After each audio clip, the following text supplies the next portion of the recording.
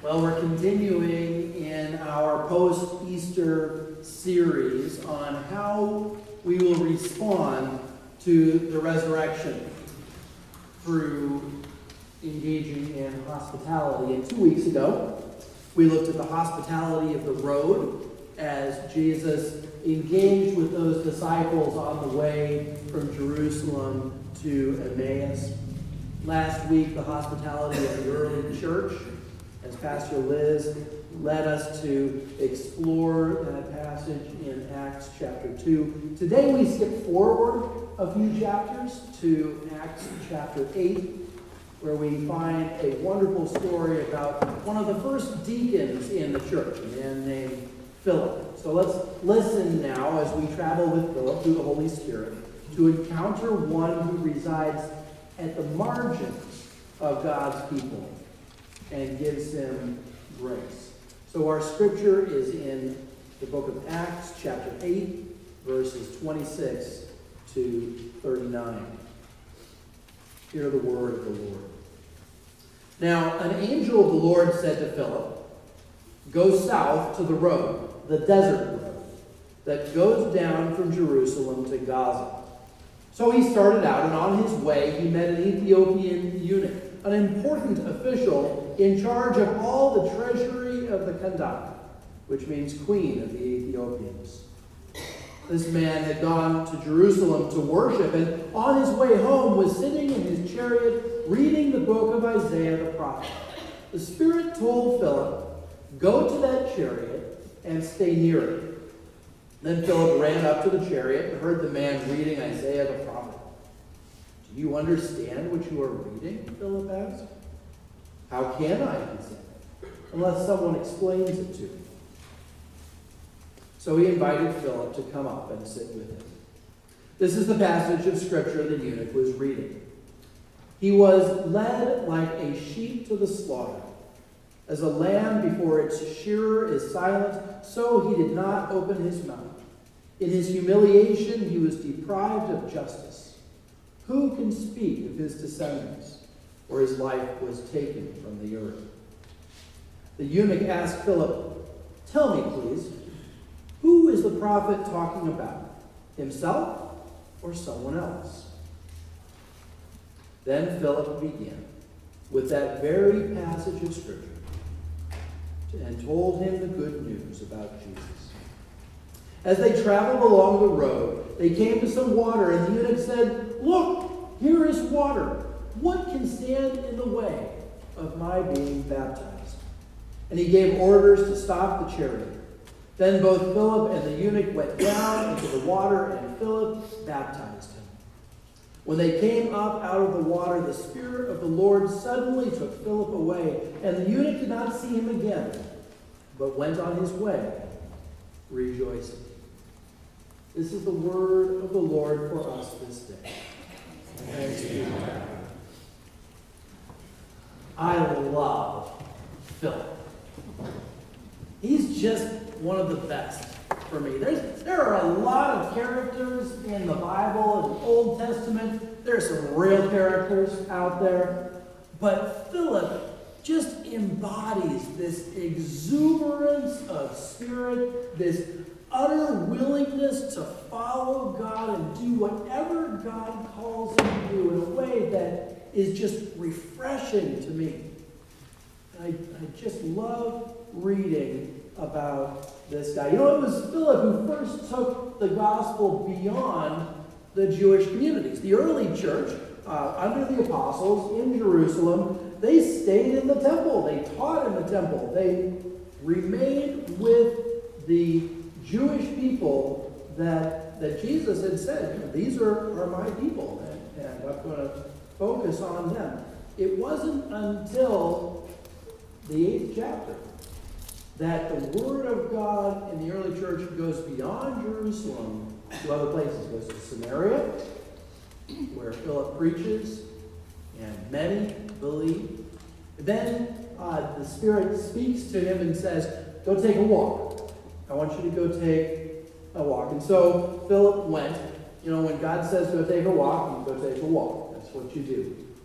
And so he did. He put on his sandals, and on the way away he went down the desert road. Now, as he was going, he saw this Ethiopian riding in a chariot from Jerusalem to Africa. And it's key to understand who this person is. Our passage says that he was an official in the country of Ethiopia. And he's, in fact, in charge of the treasury of Candace, the Ethiopian queen. So it ought to clue you in that this wasn't just an average fellow riding on a chariot. Not many people got to ride in chariots.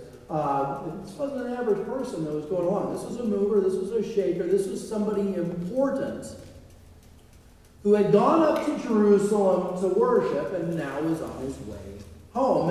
And he's having a little reading while this chariot driver is bringing him home. So to put it in perspective, Philip is this ordinary guy. He's just walking on the road. And along comes this vehicle procession of a highly ranked government official. It'd be like if I was walking down Michigan Avenue and saw a motorcade with Treasury Secretary Stephen Mnuchin in it. What are the chances that I'd be able to actually flag him down? Hey, can you stop for a second? Can you roll down the window, Stephen? I just want to know if you know what you're reading. Yeah. Do you understand what you're reading? How well do you think that would go over? Probably wouldn't happen. But this Philip, he's got this confidence about him. He's got this passion in him. And so he goes up boldly to this. It says he runs. He's going to run to catch up with the chariot. The chariot's not stopping. And as he's jogging along there, he's asking this guy, do you understand what you are reading? What would cause him to do that? Let me suggest that his heart was filled in that moment with a deep compassion for this man. A deep compassion. Why? If you look on the outside, this guy would look to be doing pretty good. Again, not many people got to ride around in chariots. This was a high-ranking official. He had power, he had authority, he had gravitas. From the outlooker's side, this guy would have it all together. He's doing pretty good. But notice where he came from. He came from Jerusalem. He's on his way home from Jerusalem. Now, as an Ethiopian, he would not have been allowed to enter into the temple beyond the first court, the court of the Gentiles. That's as far as he would have been able to get, because he was not Jewish. He's of the Gentiles, of the nations. So he wouldn't be able to get in very close. And to take it a step further, we know that he is a eunuch, according to our scripture. And in the law of Moses, it's forbidden for a eunuch to enter into the assembly of the Lord at all. So imagine this guy. He's seeking after God. He goes to Jerusalem in order to learn something more about God and can't even get in. He doesn't even have the ability to gain access to the temple at all because he's not Jewish and because he's a eunuch. So he's by definition one who is on the outside, on the margins of the Jewish world. Here's what Robert Wall, a commentator, says about it. The Ethiopian eunuch is a spiritual pilgrim from a distant land who is earnestly seeking to understand Scripture's prophecies of God's salvation. But he's on the margins of mainstream Israel, excluded by law from full participation in the covenant community. So by no choice of his own, he's been marginalized. He's been set to the outside, excluded from the worshiping community, even though there is definitely a hunger within him for truth. Do you understand what you are reading, is the question. How can I? unless someone explains it to me. Boy, we can relate to that, can't we? It's hard enough for us who have all these different translations of the Bible to understand what it says. Here he's outside of all of those things. How can I understand what this is unless someone explains? Even on the outside, he looked like he had everything going for him, but inside he is seeking, he is questing, he is wondering, he wants a connection and an engagement with the God of the universe. And Philip becomes his key, his connect. God uses him that way. So Philip gets into the chariot, and sitting there with him explains the passage that he's reading. It's a passage that comes out of the 53rd chapter of Isaiah. It's known as the account of the suffering servant. And using that passage as his launching point, he explains the story of Jesus, unpacks it so that this man can understand that there is one who has in fact been marginalized, put outside of the city, left there to die. One who can relate to who he is, but in that very act then draws to himself all the people, not just the special ones, the chosen ones, but all people, everyone from every tribe, every nation, even this man.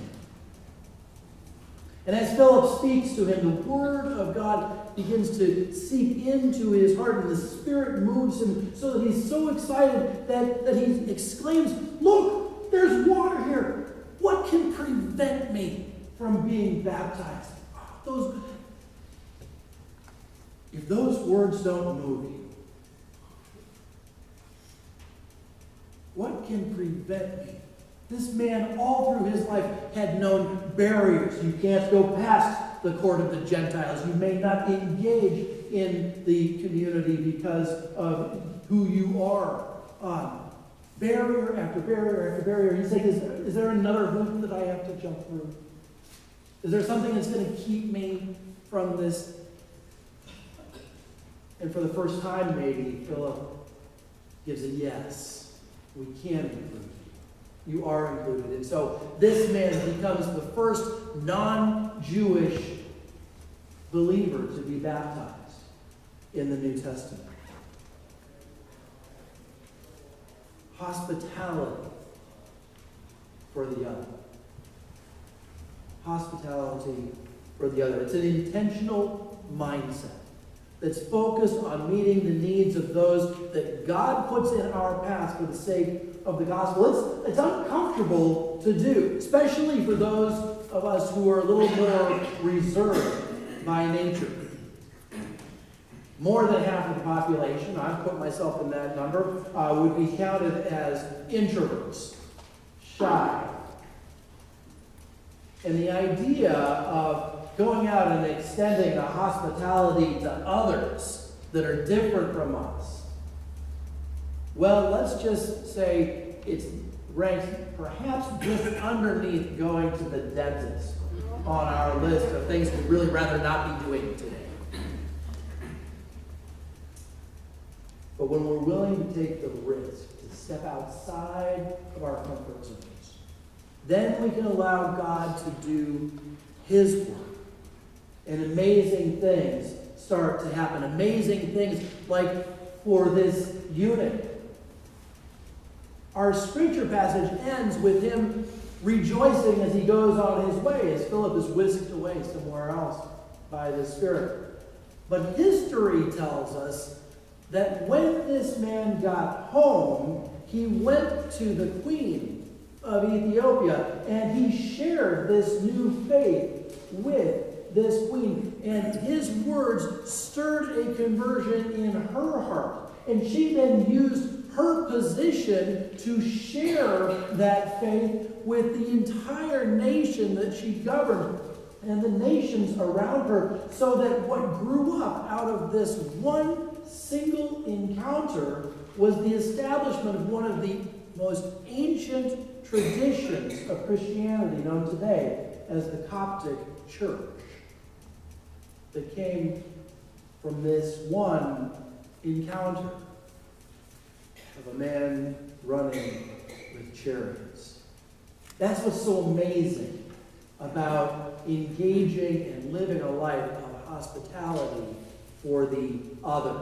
You just don't know what will come out of your interactions. And it all comes because of the willingness by Philip to be led and to respond. So there's three things that I want to pull out of this passage for us to consider this morning. The first thing is we have to notice that Philip went to where the Ethiopian was. He went out. He didn't wait for the Ethiopian to come to him. He put on his running shoes and came alongside this traveler. He took initiative rather than remaining passive. Second, he asked the Ethiopian, do you understand what you are reading? He doesn't assume, he doesn't judge, he just engages and allows the man to respond. Then, when the opportunity is given, he speaks simply and clearly the message of Scripture. Third, he doesn't try to close the deal. Philip doesn't ask the man, he doesn't take him down the Romans road, doesn't ask him, do you want to pray the sinner's prayer now? Do you want to confess Jesus and allow him to come into your heart? He doesn't pressure. He presents. And he lets God do the rest. Yesterday morning, I was part of a team for the service day. I said to Ed, I need practice in painting because I'm going to have some painting to do coming up, and so can you put me on a team that paints? And so I think you came up with that project just for me. But he said, yeah, we've got a team for you, and so I went on with Bob Miles and a group of folks to do some painting. And they did something very dangerous. They gave me a roller. Very dangerous. And on a regular old wall, I could do that, but then they had me do some painting over some paneling. And I can be a little over exuberant. I wanted to make sure that I got the paint on there. I got paint into every single crack and every single crevice, and so I was rolling that thing. Bob came by a little bit later to take a look at my work and said, "It's a little thick." Yeah. Because what I didn't know was that my job as the roller was to put a thin layer on the wood so that the guy with the brush who was coming on later would fill in the cracks. No, I laid it on thick. That's so often the criticism of Christians when they try to engage in the hospitality of the other. We end up laying it on too thick. So that all we get at the end of it is just a wet mess.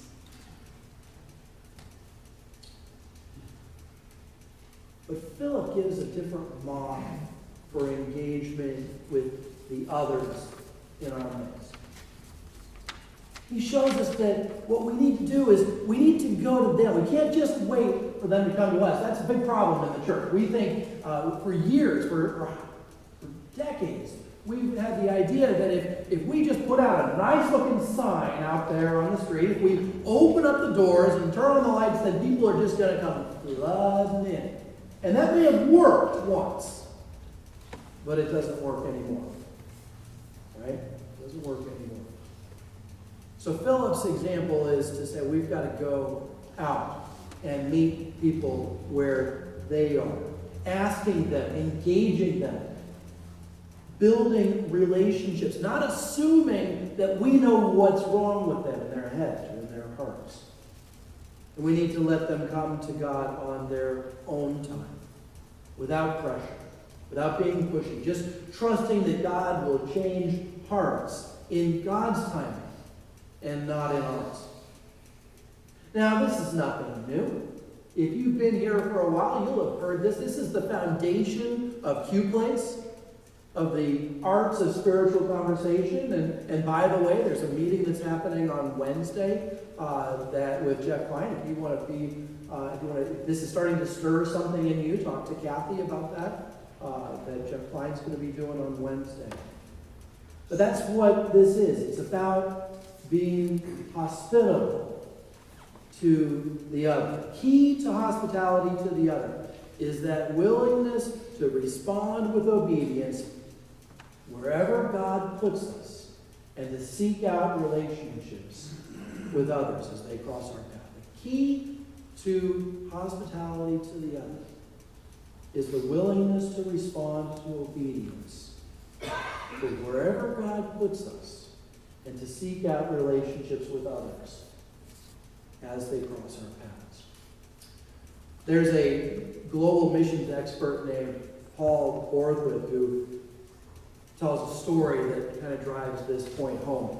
He's based out in Massachusetts, and he tells about a young man named Peter that reminded him of a modern-day Philip.